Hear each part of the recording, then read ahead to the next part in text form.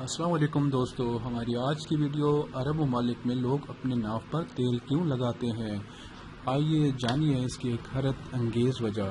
عرب ممالک میں لوگ مختلف ایسے کام کرتے ہیں جو ہمیں نہیں معلوم اور نہ ان کی وجوہات وہ اتنے بتاتے ہیں، کیونکہ اس کی روایات اور مسائل ایک دوسرے سے مختلف ہیں۔ مگر یہ بڑی تعجب والی بات ہے کہ وہاں لوگ ناف میں تیل باقاعدگی سے لگاتے ہیں۔ آخر ایسا کیوں اور اس کی خاص وجہ کیا ہے؟ ناف جسم کے دیگر اعضاء کی طرح ایک ایسا عضو ہے جس سے جسم کی تمام رگیں بندھی ہوئی ہیں، اسی وجہ سے جسم کا مرکزی حصہ بن جاتی ہیں۔ ناف کے اندرونی حصے میں تقریباً 72,000 سے زیادہ رگیں جڑی ہوئی ہیں۔ ناف کے فنکشن کو عمدہ کرنے کے لیے تیل کا استعمال لازمی کرنا چاہیے۔ اب آتے ہیں کہ ناف میں تیل ڈالنے کے کیا فوائد ہیں۔ ناف میں تیل ڈالنے سے اندرون جسم کے خشک اعصاب جیسے کہ آنکھیں، دماغ، کان، ہاتھ، پیر، گردے، جگر، جبڑے وغیرہ سب میں خود ہی چکنائی پہنچ جاتی ہے۔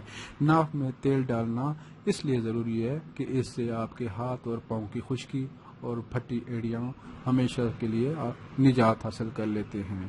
ذہنی ٹینشن، نفسیاتی بیماریوں کا بد تعلق بھی ناف سے ہے۔ آنکھوں کی خشکی سے بچاؤ کے لیے بھی ناف میں تیل ڈالنا ضروری ہے۔ خشک جلد اور خارش سے بچاؤ کے لیے گیس، پیٹ پھولنا، پیٹ کی جملہ امراض، بواسیر وغیرہ سے بچاؤ کے لیے بھی یہ بہت ہی فائدہ مند ہے۔ کمر درد سے نجات کے لیے، سردی، نزلہ و زکام سے بچاؤ کے لیے، ناخنوں کی فنگس کے لیے، تر و تازہ چمکتی شاداب جلد کے لیے، چمکتے بالوں کے لیے آپ کو چاہیے کہ رات کو سونے سے قبل ناف میں خالص گھی یا ناریل کا تیل یا زیتون کا تیل یا سرسوں کا تیل چند قطرے لازمی ڈالیے اور ناف کے اطراف 1 انچ تک پھیلا دیں۔ گھٹنوں کے درد کے لیے سونے سے قبل کاسٹر آئل کے 3 قطرے